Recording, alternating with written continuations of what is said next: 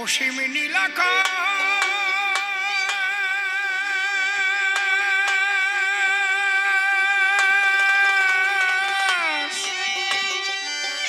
কে গড়ালো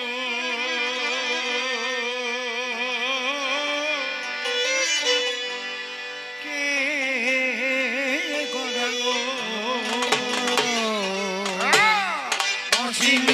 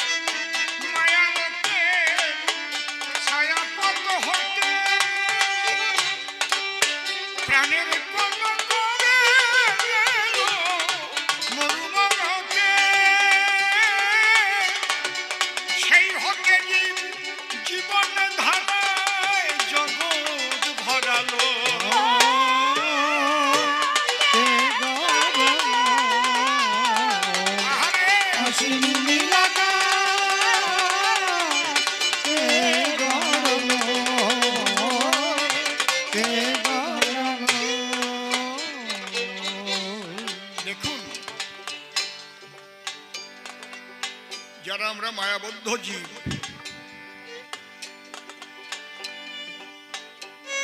তারা জাগতিক সুখ স্বাচ্ছন্দ্যর দিকেই আমাদের লক্ষ্য, বিষয় আশয় এগুলো নিয়ে আমরা থাকি। কিন্তু যারা একটু চেতন মানুষ, তারা যায় অনন্ত আকাশের দিকে আঁকি, ভাবে বিভাবিত হয়। জানি না আপনারা কজন এখানে একদম পরিশুদ্ধ আকাশ থাকবে অমাবস্যার রাত, রাত্রি দ্বীপ্রহরে কয়দিন ঘরের বাইরে গিয়ে খোলা আকাশের দিকে তাকিয়ে দেখেছেন লক্ষ লক্ষ কোটি কোটি নক্ষত্র জল জল করে জ্বলছে। এর এক একটা নক্ষত্র সূর্য থেকেও কোটি কোটি গুণ বড়, পৃথিবী থেকে সূর্য 13 লক্ষ গুণ বড়, তার চাইতেও কত দূরে ওই আলো।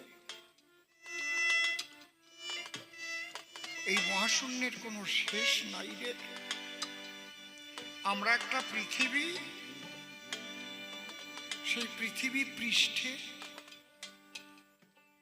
যে সমতল ভূমি, তার বেশিরভাগ পাহাড় জঙ্গল জল, সেখানে মানুষ নামে একটা জীব আমরা কিছুদিনের জন্য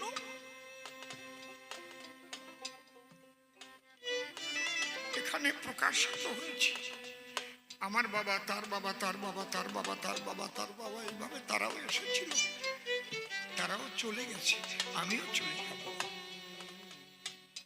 এই অনন্তের চিন্তায় যখন মানুষ নিমগ্ন হয়, তখন মনটা শান্ত হয়ে যায়, মানুষ সৎ হয়ে যায়। এই জন্যে মানুষ নির্জনে সাধনায় বসে কেন? এই গানটা যখন আমার গুরুদেব পরমশ্রদ্ধেয় প্রয়াত রসিকলাল সরকার লিখেছিলেন, তখন তিনি কোন ভাবে বিভাবিত হয়ে লিখেছিলেন ভাবতে পারেন?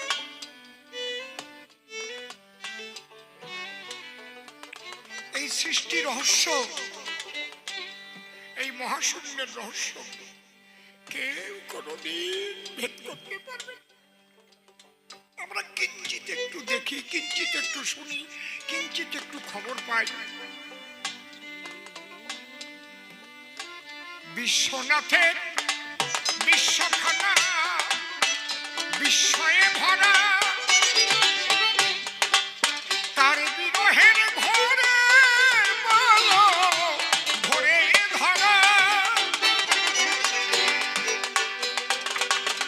সূর্যের চারদিক দিয়ে পৃথিবী ঘুরছে, তার একটা কক্ষপথ আছে, তার একটা নির্দিষ্ট গতি আছে, তার একটা দূরত্ব আছে।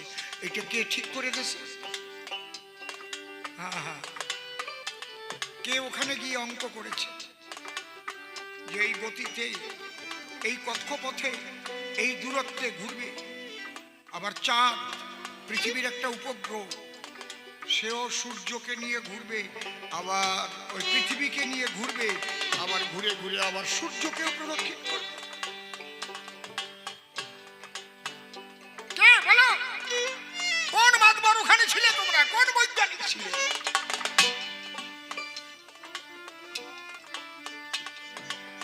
এরকম সূক্ষ্ম আঙ্কিক পদ্ধতিতে এই মহাশূন্যে মহালীলা চলছে।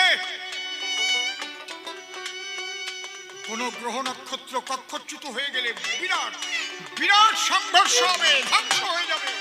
বোঝো, অহংকার করো।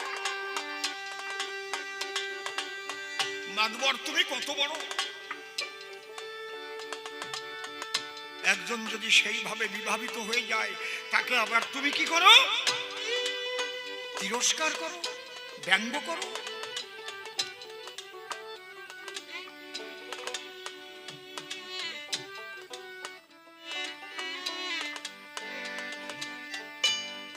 একদিন ভেবে দেখেছো, গভীর রাত্রিতে একদিন উঠেছো, মহাশূন্যের দিকে তাকিয়েছো, এই বিশ্বনাথে বিশ্বখানা বিস্ময়ে ভরা, মহাশূন্যে ভরে যেন ভরে ধরা। এ কেমন রহস্যে ভরা হয়ে দাঁড়ালো,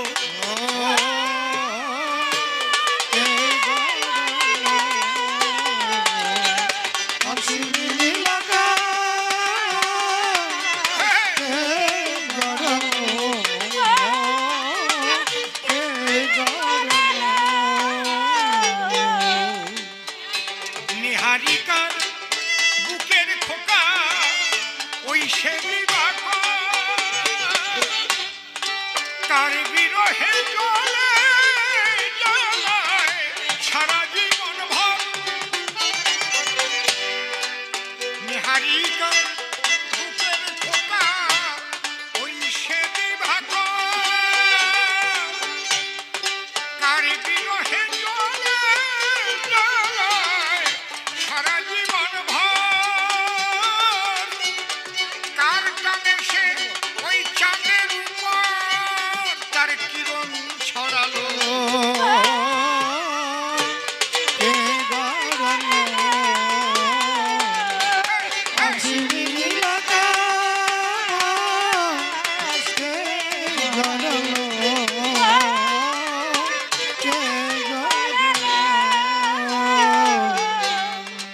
কার টানে ওই উল্কা ছোটে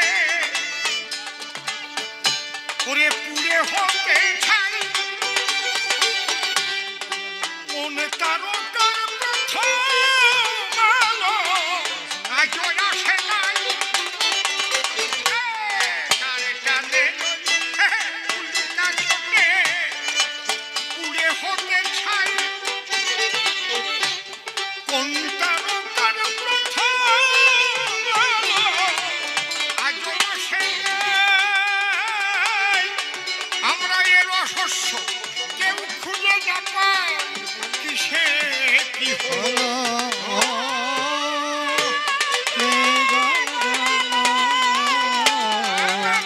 Así নীলাকাশে গড়ালো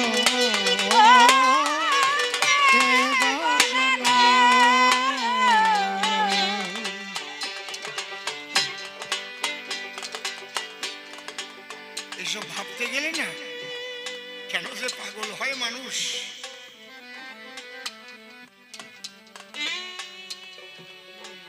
আর এই ভাবনায় যে বিভাবিত না হবে সে মানুষের মন কোনোদিন শান্ত হবে না, কোনোদিন শান্ত হবে না। এই জন্য আমাদের শাস্ত্রে লেখা আছে ধ্যান কাকে বলে? অনন্ত চিন্তৈব ধ্যানম। যে অনন্তের চিন্তায় মনকে নিমগ্ন করে রাখতে পারে তাকেই বলে ধ্যান।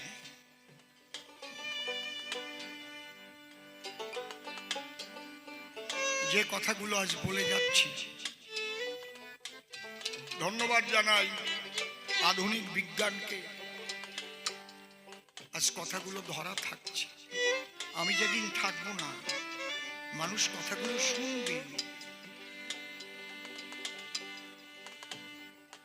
পাগল বিজয় সরকার, আমার গুরুদেব রসিকলাল সরকার, আমার রসরাজ তারক সরকার, আমার কবি সম্রাট রাজেন্দ্রনাথ সরকার,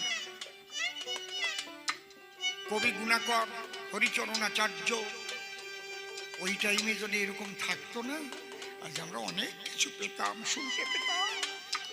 ভেসে গেছে সব কথা, ইথানের মধ্যে ভেসে গেছে।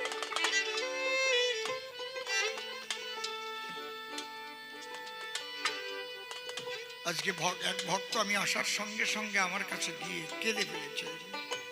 এখানে বসেছিলেন তিনি, এখন নেই। পকেট থেকে বড় মোবাইলটা বের করে বলে আপনার গান শুনি আর কাঁদি। আমি বললাম আমি তো থাকবো না, চলে যাব, ওইটার মধ্যেই আবার নড়বসড়। উনি কাঁদতে কাঁদতে বলছে আপনি চলে গেলে আমার সাথে করে নিয়ে গেলেন।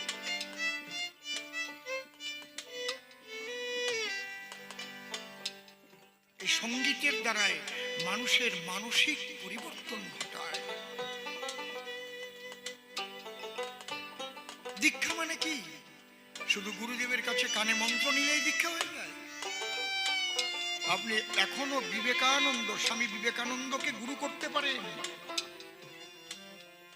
যদি বলেন এই আজগুবি কথা কি কথা, হ্যাঁ, তার বাণী যদি আপনি ঠিক মতো মেনে চলেন, তিনি যা যা বলে গেছেন, তবেই আপনি তার শিষ্য হয়ে গেলেন। একে বলে ভাব শিষ্য। মন্ত্র শিষ্যর চাইতে ভাব শিষ্যের দাম অনেক বেশি। বাবা লোকনাথ ব্রহ্মচারী কোনোদিন কারো কানে মন্ত্র দিয়েছে? সব তার ভাব শিষ্য। লোকনাথ বাবার ভক্ত লাখ লাখ আছে।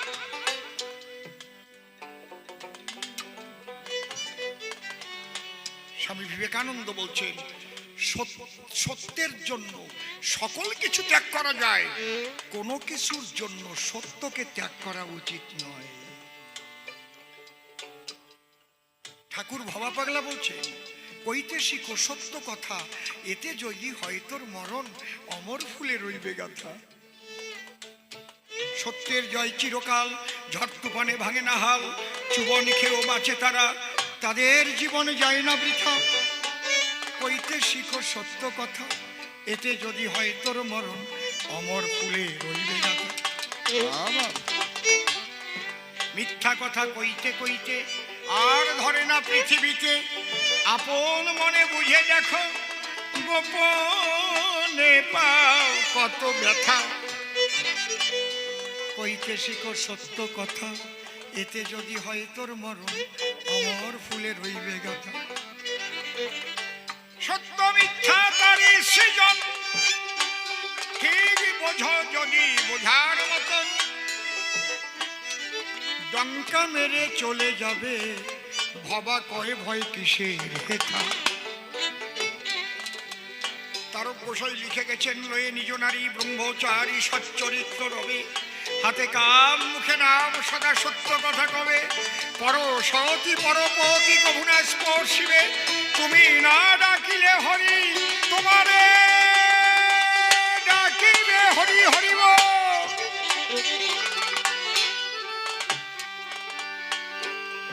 আর এক মহা ঋষি, তিনি কি বলেছেন? सच बराबर तप नहीं, झूठ बराबर पाप, जिसको दिल में साच है उसको दिल में आप। এই প্লাস বি হোল স্কয়ারের সূত্র পৃথিবীর যে দেশের বাবা আলাদা হবে না, একই থাকবে।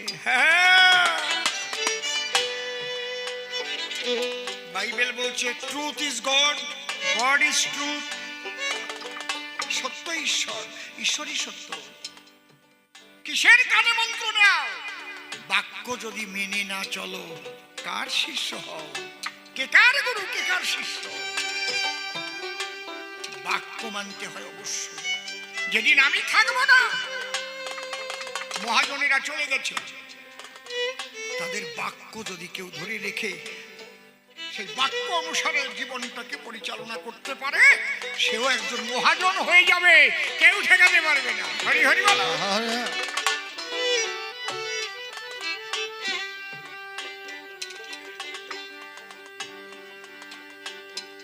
চাঁদের টানে জোয়ার আসে, ভাটায় সরে যায়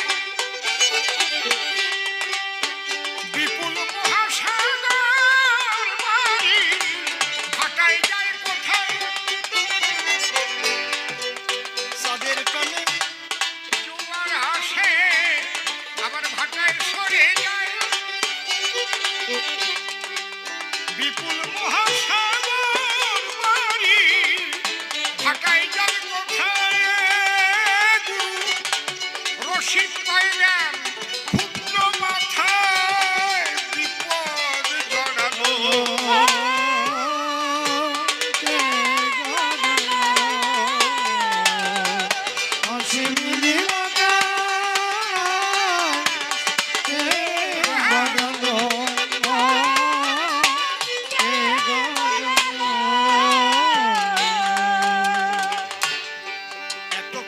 ব্যাখ্যা করে গাইলাম আমার গুরুদেবের গান, আর দু চার কথা বলে কবি গান করবই অবসান। কালীকে বড় করতে গিয়ে বলছে, নিধুবনে কৃষ্ণ শনি রাধা দেখা করতে গেল, আয়ান ঘোষ গদা নিয়ে উপনীত হল, কৃষ্ণ পদে অঞ্জলি দিচ্ছে রাধিকা রতন। সেখানে নাকি কালী এসে দিল দর্শন। কৃষ্ণ এমন একটা শক্তি, যে কোনো রূপ ধরতে পারে। খালি কালী কেন, যে কোনো রূপ। হরিণ হতে পারে, ছাগল হতে পারে, সব হতে পারে। মৎস্য হতে পারে, কুর্ম হতে পারে, বরাহ হতে পারে, নৃসিংহ হতে পারে। তার এমন শক্তি, সে সব রূপ ধরতে পারে, সব রূপ তার রূপ। বোঝো, গোড়ার ডিম বুঝবা নেই। তুমি রাজা, অজা মার্কা রাজা। যে রাজা মদ মাংসতে পায় মজা, সে আবার রাজা। কিছু কিছু রাজা আছে তার রাজ্যে মদ বন্ধ করে দেয়, আবার কিছু কিছু রাজা আছে মদের লাইসেন্স বেশি দিয়ে দেয়। আছে না? কোন রাজা মদ বন্ধ করে দেয় না, আমার রাজ্যে মদ খাওয়া চলবে না। আবার কোন রাজা আছে ওই মদের তো ভালো পয়সা হয়, লাইসেন্স দিয়ে আরো বেশি করে মদের দোকান দাও, খাইয়ে সব মাতাল হয়ে পড়ে থাকবো।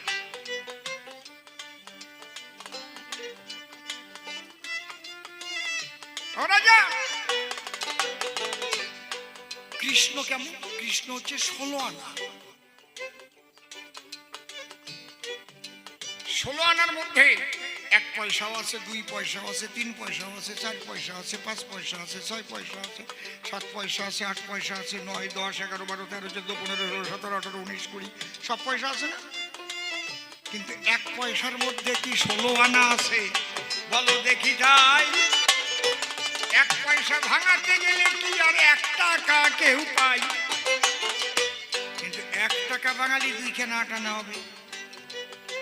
4 খান 4 না হবে, 10 খান 10 নয় হবে, হবে না?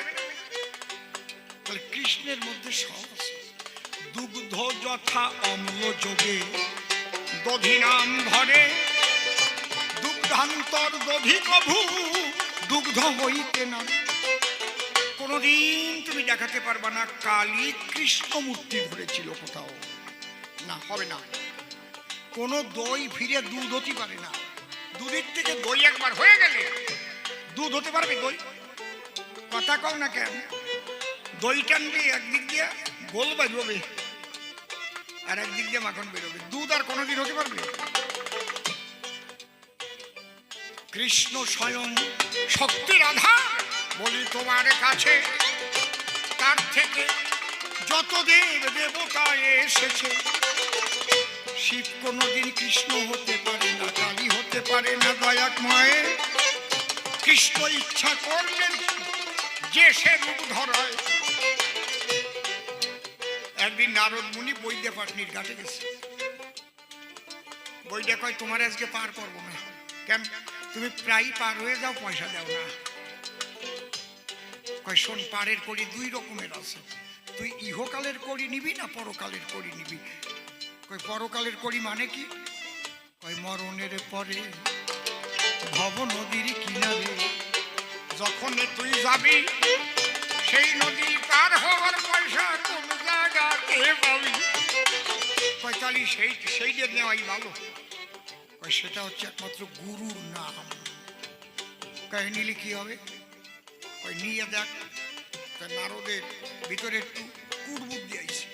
ভগবান বলছে আমি সর্বত পানি প্রথম তৎসর্বত কৃষিরমুখম সর্বত শ্রুতিমল্লোকে সর্বমাবিত তিষ্ঠতি, যে যথামান্ত্র পদ্যন্তে তাং স্ততৈব ভজম মহম মম বর্তানুবর্তন্তে মনুষ্য পার্থ সর্বস্ব। ওরে মন্তর দেশে যে মন্তর পৃথিবীতে সৃষ্টি হয় নাই। কি কয় না? এই যে গুরু মন্ত্র দিলাম, ধর ছাগলা পাতা খা, পাতা খাইয়ে স্বর্গে যা, ধর ছাগলা পাতা খা, পাতা খাইয়ে স্বর্গে যা।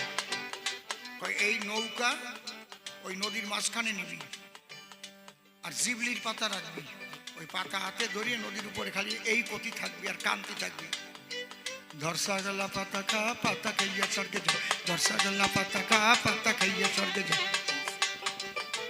খবরদার, ওখান থেকে কিন্তু আর কিনারে যাবি না, গুরু না আসা পর্যন্ত। বিশ্বাস করে নৌকা নিয়ে আর জিবলির পাতা নিয়ে মাঝখানে যাইয়া আরম্ভ করিস। ধরসা গলা পাতা খা, পাতা খাইয়া স্বর্গে যা, ধরসা গলা পাতা খা, পাতা খাইয়া স্বর্গে যা, ধরসা গলা পাতা খা, পাতা। একদিন গেছে, 2 দিন গেছে, এখন জোর কমে গেছে, খাই নাই। ধরসা গলা পাতা খা, পাতা খাইয়া স্বর্গে যা। জ্ঞান আসছে, 3 দিনের দিন তো আর উঠতে পারতেছে।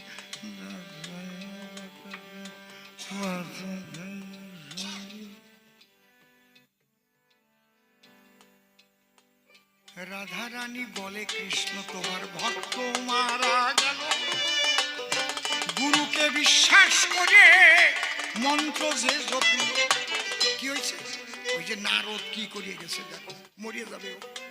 হ্যাঁ কি হয়েছে? বলে যে দশ ছাগলা পাতা খা, পাতা খেয়ে স্বর্গে যাও। এখন তোমার ছাগল হয়ে যায় পাতা খাতি হবে, করবো কি নারদের জন্য? জলের মধ্যে থেকে ছাগলের মুখ অমনি বাহির হয়, টুক টুক টুক টুক করে যখন হাতের পাতা খায়। যেই পাতা খাচ্ছে ও পুরো শক্তি ফিরে পেয়েছে, এখন আর না খাওয়ার যে দুর্বলতা নাই। ব্যাপার কি হলো? এখন ভাবতেছে জলের মধ্যে তো ছাগল বাঁচে না, ছাগলের কানের মধ্যে জল গেলে মরে যায়, ছাগলের কানে জল ঢালিয়ে দিয়ে দেখো মরে যাবে। সেই জলের মধ্যে থেকে ছাগল বলো কেমন করে, ওর মধ্যে বিচার বিবেচনা এসে পড়ে। তখন বলছে হে প্রভু, আমি তো গুরু নাম জপ করেছিলাম, তুমি কে আমি জানি না, তবে আমি যে নাম নিয়েছিলাম সেই নাম অনুসারে তুমি আমাকে দেখা দিয়েছ। তোমার প্রকৃত যে রূপ সেই রূপ আমাকে একবার দেখাও। লাভ দিয়ে ছাগল তখন নৌকাতে উঠিল, ছাগল মূর্তি ছেড়ে দিয়ে কৃষ্ণ মূর্তি হলো। হাতে বাসি কালো শ্বশুর যখন দাঁড়ায় বলে একা এলে কেন প্রাণ গোবিন্দ রাধিকা কোথায়?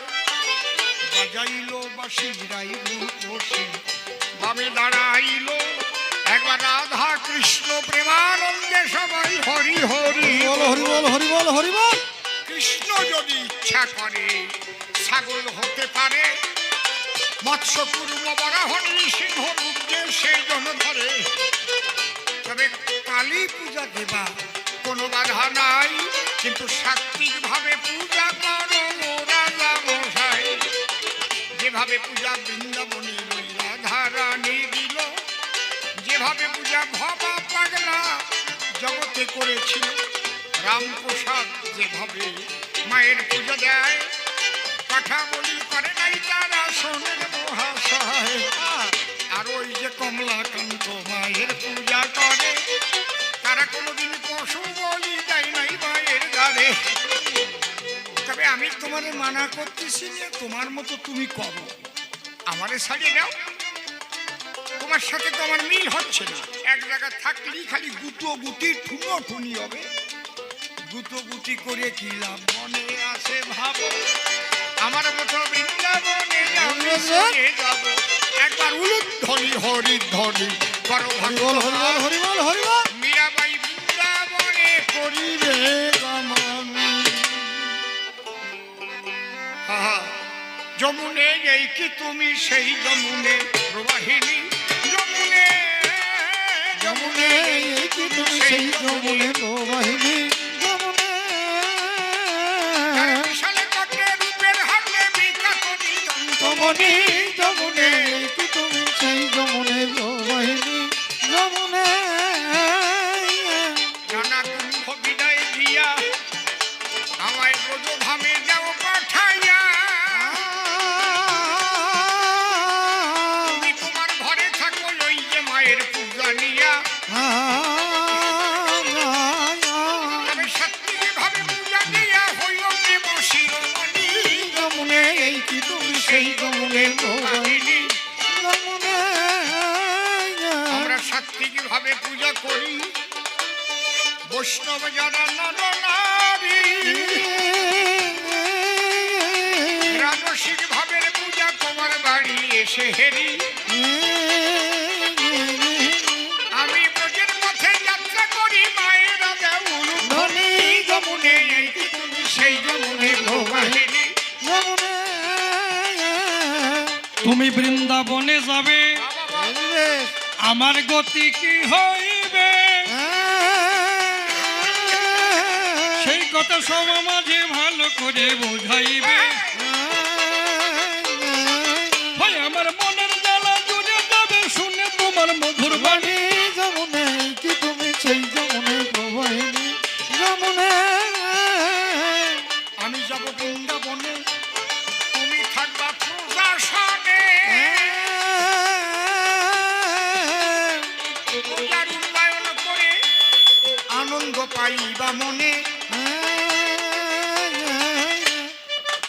আমি দিন কাটাবো ভক্ত শোনে মুখে করে নামের ধ্বনি, যমুনে এই কি তুমি সেই যমুনে প্রবাহিনী। যমুনে লক্ষ লক্ষ টাকা ব্যয় করে বাবা বাবা আল্লাম তোমায় বউ করে, এখন বুঝি যেতে চাও ওই যে তুমি আমায় ছেড়ে। ওই যে টাকা ফেরত দাও আমারে শুনি তোমার মধুর বাণী। যমুনে কিন্তু আছে টাকা, কিন্তু ভালোবাসার মধ্যে ফাঁকা।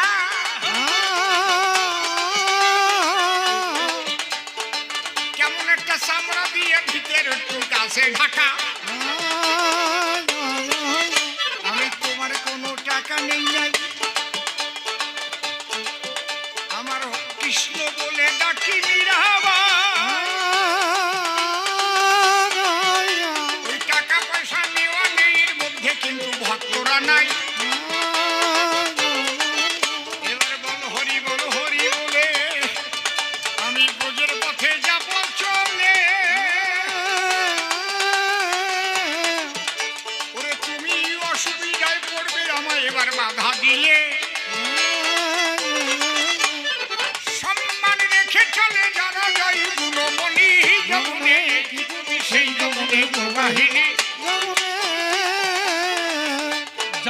সত্যি তুমি বৃন্দাবনে যাবে, যাবো তো। এই রাজা তোমায় ছেড়ে দেবে। আজ হতে বৃন্দাবনের পথে তুমি রওনা হবে।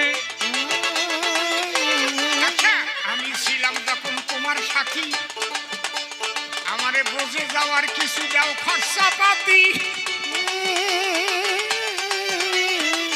এই তো কহিলাম আমি আজ তোমার প্রতি, তাই না হলে ভিক্ষা করবো দাঁড়ে দাঁড়ে, সম্মান তো আর থাকবে না রে। সবাই বলবে রাজার বউ দাঁড়ে দাঁড়ে ভিক্ষা করে। কায়দা আছে, কিছু খরচপাতি দাও আমারে। আমার কথা এবার শুনি, যমুনে এই কি তুমি সেই যমুনে নেচে নেচে দাঁড়ায় যাও, নাচো না কেন? ওই ঘরে যাবার পরে আহা, খরচাপাতি দেব তোমারে। এই কথা বললাম আমি আজ যে তোমার ধারে। আমি কেন যাবো ভিক্ষা করে, শুনি তোমার অমূল্যবাণী। তোমার দেওয়ার কোনো দরকারই নাই, আমি ভক্তদের নিকটে চাই। কে কি দিবা বোঝের পথে যাবে এবার এই মীরা ভাই। এই যে পথের খরচা ভক্ত দিল, আবার মায়েরা কেন বসে রইল। একবার ঘরে প্রেমানন্দে সবাই মিলে হরি বলো। কারো দেবার যদি ইচ্ছা থাকে